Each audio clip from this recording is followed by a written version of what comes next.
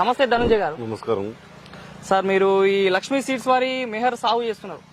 అసలు నార్మల్ గా దీన్ని సాగు చేయడం కన్నా ముందు మీరు కేవలం వరి పంటలే పండించదా, ఇంకేమైనా రకాలు పండించదా? వరి పంటలే, కేవలం వరి పంటలే. మీకు మొత్తం ఎంత భూమి ఉంది సార్? నాకు మొత్తం కౌలు రైతులు. కౌలు రైతు, ఓకే. నేను ఒక 20 ఎకరాలు కౌలు తీసుకొని చేస్తాను. మొత్తం వరే పండిస్తారు? 20 ఎకరాలు వరి. ఎన్నిసార్లు పండిస్తారు? సంవత్సరంలో ఎన్నిసార్లు వేస్తారు? 2 పంటలు. 2 పంటలు తీస్తారు, ఓకే. మరి లక్ష్మీ సీడ్స్ వారి మెహర్ గురించి ఏ విధంగా తెలుసుకోరు సార్?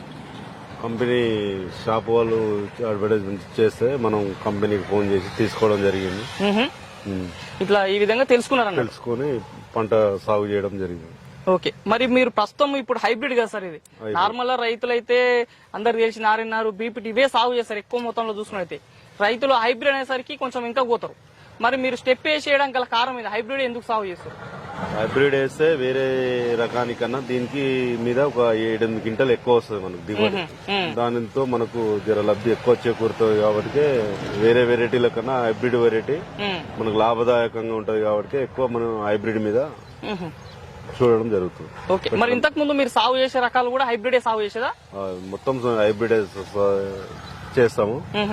అందులో ఏదైనా కొత్త కంపెనీ వచ్చినా గానీ మంచిది అనిపించినా గానీ అది పెట్టడం జరుగుతుంది. దాన్ని చూసి మా తోటి రైతులకు కూడా చెప్పడం జరుగుతుంది. ఏమైనా కొత్త విత్తనాలు తీసుకొచ్చి పెట్టడం మీరు చేస్తుంటారు? చేస్తాం. ఓకే. మరి ఇప్పుడు లక్ష్మీ సీడ్స్ వారి మెహర్ వేసారు కదా, ఇంతకు ముందు కూడా మీరు హైబ్రిడ్ రకాలే చేస్తున్నామని చెప్తారు. మరి వాటికి ఈ రకానికి మీరు తేడాలు ఏం గమనించుకోరు? ఇంతకుముందు పెట్టిన హైబ్రిడ్ కన్నా లక్ష్మీ వాళ్ళ మేరు వరి వంగడం చాలా బాగుంది. దాని మీద ఒక 5 క్వింటల్ ఎక్కువ ఆశిస్తున్నాం మేము. వస్తుంది కన్ఫామ్ గా.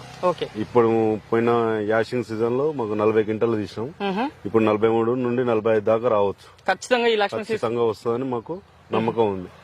రైతులు వరి సాగు చేసినప్పుడు ఏంటంటే కంకులు వస్తాయి, గింజలు వాళ్ళు చెప్పినట్టు బాగానే కనిపిస్తాయి. ఒత్తి చూస్తే మొత్తం తాలు గింజలే ఉంటాయి. ఇల్లు ఎట్లా ఉన్నాయి? కొన్ని రకాలేమో మొదట పాలు పోసుకొని లాస్ట్ చివరి దశకు వచ్చే వరకు పాలు పోయాక తాలు పోతాయి. తాలు గింజలు నిండుగా పాలు తాగుతుంది.